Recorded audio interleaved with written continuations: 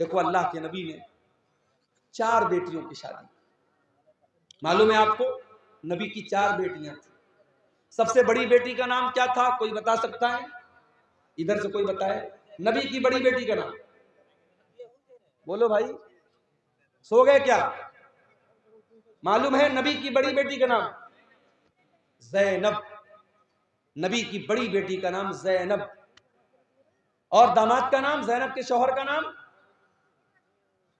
بولو، نہیں معلوم؟ کیا تقریر سنتے ہیں آپ لوگ؟ تقریر سن سن کے بوڑھے ہو گئے اور آج تک نبی کی بیٹیوں کا نام نہیں معلوم، نبی کے دامادوں کا نام نہیں معلوم۔ نبی کی بڑی بیٹی کا نام زینب، اور زینب کے شوہر کا نام تھا ابو العاص بن ربی رضی اللہ عنہ۔ نبی کی دوسری بیٹی نام تھا رقیہ، ان کے شوہر کا نام عثمان غنی۔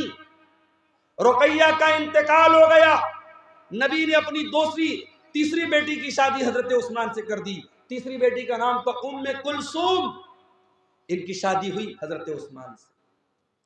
دنیا میں حضرت عثمان اکلوتے ایسے انسان ہیں جن کی شادی میں، جن کے نکاح میں نبی کی 2 بیٹیاں آئی ہیں، اور رقیہ ان کی بھی شادی ہوئی، اور رقیہ کا جب انتقال ہوا تو ام کلثوم کی شادی حضرت عثمان غنی سے۔ اور نبی کی سب سے چھوٹی بیٹی، سب سے چوتھے نمبر کی بیٹی کا نام تھا فاطمہ، ان کی شادی کس سے ہوئی؟ حضرت علی سے۔ میرے پیارے ساتھیوں، نبی نے اپنے بیٹیوں کے رشتے کرنے میں دینداری دیکھی ہے، نبی نے روپیہ پیسہ نہیں دیکھا ہے، نبی نے زمین و جائیداد نہیں دیکھی۔ آپ نے سب سے لاڈلی بیٹی، سب سے چھوٹی بیٹی حضرت فاطمہ کا جب نکاح طے کیا حضرت علی کے ساتھ، حضرت علی کے پاس کچھ بھی نہیں تھا۔ آپ نے علی سے پوچھا کہ اے علی تمہارے پاس کیا ہے؟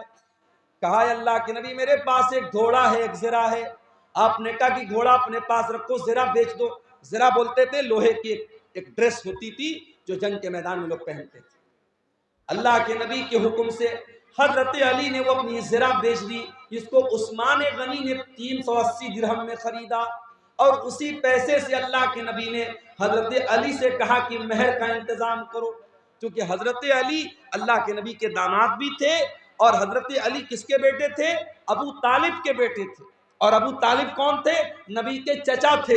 تو نبی نے اپنے چچا کے انتقال کے بعد حضرت علی کو اپنی پرورش میں لے لیا تھا، تو حضرت علی کے گارجین بھی اللہ کے نبی تھے، تو اس لیے آپ حضرت علی کے باپ کی حیثیت سے بھی یہ شادی کرا رہے تھے۔ آپ نے حضرت علی سے کہا تو مہر کا انتظام کرو، اور اس کے بعد چونکہ نئی گرستی تھی، نیا گھر بنانا تھا، حضرت علی کے پاس کچھ نہیں تھا، تو اللہ کے نبی نے حضرت علی ہی کے پیسے سے ایک تکیہ خریدا، ایک چادر خریدا، اور ایک پانی کا برتن مشکیزہ، ایسی ضرورت کی 4-5 چیزیں خریدی ہیں۔ کچھ لوگ اس کو جہیز کا نام دیتے ہیں، معاف کیجیے یہ جہیز نہیں، یہ حضرت علی ہی کے پیسے سے اللہ کے نبی نے اس کو لیا تھا اور اپنی بیٹی کو دیا تھا۔ نبی نے رشتے میں کیا دیکھا؟ دینداری دیکھی ہے میرے پیارے سے۔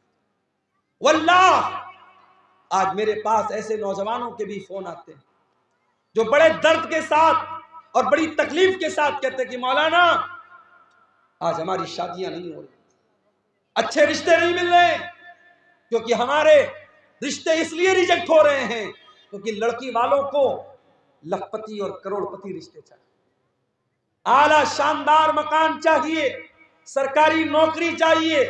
ہم دیندار ہیں، ہم نمازی ہیں، ہم بااخلاق ہیں، ہم تقویٰ کے راستے پہ چل رہے ہیں، مگر ہمیں کوئی باپ اپنی بیٹی دینے کو تیار نہیں ہے۔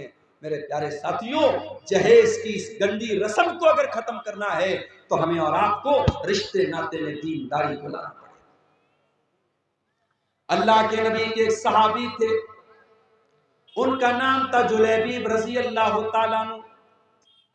جلیبیب بڑے ہنسی مذاق کرنے والے صحابی تھے، وہ اللہ کے نبی کے پاس آتے تھے، ہنسی مذاق کرتے تھے، اللہ کے نبی کو ہنسایا کرتے تھے۔ جلیبیب رضی اللہ تعالیٰ عنہ کے چہرے پر چیچک کے کچھ داغ بھی تھے، ان کے چہرے پر کئی داغ تھے، وہ زیادہ خوبصورت بھی نہیں تھے، کالے کلوٹے تھے۔ ایک مرتبہ اللہ کے پیارے نبی نے حضرت جلیبیب سے پوچھا کہ اے جلیبیب کیا تمہاری شادی ہو گئی ہے؟ جلیبیب نے کہا نہیں اے اللہ کے نبی میری شادی تو نہیں ہوئی ہے۔ آپ نے کہا کیوں شادی کیوں نہیں کر رہے ہو؟ کہا اے اللہ کے نبی میں غریب آدمی ہوں، میرے چہرے پر چیچک کے داغ بھی نکلے ہوئے ہیں، میں کالا کلوٹا بھی ہوں، مجھے اچھا رشتہ نہیں ملے گا، اس لیے میں شادی نہیں کر پا رہا ہوں۔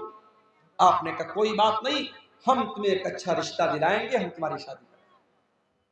کچھ دنوں کے بعد اللہ کے نبی کے پاس ایک انصاری صحابی آتے ہیں، اے اللہ کے نبی میری بہت خوبصورت ایک بیٹی ہے، میں اپنی بیٹی کے لیے ایک اچھا رشتہ تلاش کر رہا ہوں، میری بیٹی بہت نیک ہے، دیندار ہے، 5 ٹائم کی نمازی ہے، متقی اور پرہیزگار ہے میری بیٹی، اے اللہ کے نبی میں اپنی بیٹی کا نکاح کرنا چاہتا ہوں، اگر کوئی اچھا رشتہ ہو تو بتا دے۔ آپ نے کہا کہ آپ کی بیٹی کے لیے ایک رشتہ میرے پاس ہے۔ صحابی بہت خوش ہو گئے، کہا اے اللہ کے نبی جلدی بتائیے کس کا رشتہ ہے؟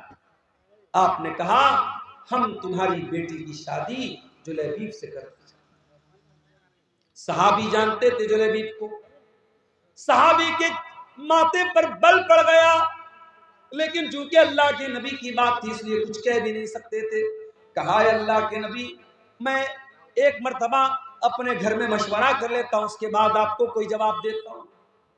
انصاری صحابی اپنے گھر آئے، بڑے غور سے سننا میرے پیارے ساتھیوں، نبی کے دور میں صحابہ کے دور میں شادیاں کیسے ہوتی تھی اور رشتے کیسے ہوتے تھے، ذرا غور کرنا۔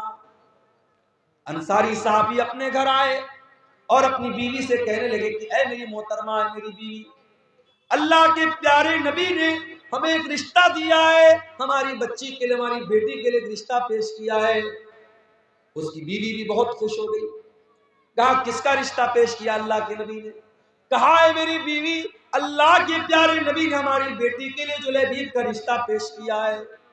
وہ عورت بھی جانتی تھی جلیبیب بڑے کالے کلوٹے صحابی ہیں، ان کے چہرے پر داغ ہے اور وہ غریب بھی ہیں۔ کہا کہ نہیں، ہم نے بڑے اچھے اچھے رشتوں کو ٹھکرا دیا ہے، ہم اپنی بیٹی کی شادی جلیبیب سے نہیں کرائیں گے۔ فیصلہ کر لیا ماں نے اور باپ نے کہ نہیں، ہم یہ رشتہ قبول نہیں کریں گے، ہم لوگ اللہ کے نبی کو جواب دے دیں گے کہ اللہ کے نبی ہمیں یہ رشتہ منظور نہیں۔ باپ جب جانے لگا گھر سے، اندر سے لڑکی آئی، اے میری امی جان، اے میرے ابو جان، 1 منٹ میری بات سن لیجیے، آپ لوگ یہ رشتہ پسند نہیں کر رہے ہیں، لیکن آپ یہ بھول رہے ہیں یہ رشتہ نبی نے پیش کیا ہے، یہ رشتہ ہمارے پاس لانے والے اللہ کے نبی ہیں، ہو سکتا ہے یہ نبی کا رشتہ ہے، نبی نے پیش کیا ہے، ہو سکتا ہے کہ اسی رشتے میں اللہ تعالیٰ نے میرے لیے برکت رکھی ہے۔ اے میرے ابو جان، آپ میری شادی اسی سے کرا دیجئے جس کے ساتھ اللہ کے نبی نے رشتہ پیش کیا ہے، میں تیار ہوں۔ اللہ اکبر۔ اس دور کی عورتیں بھی کیسی ہوتی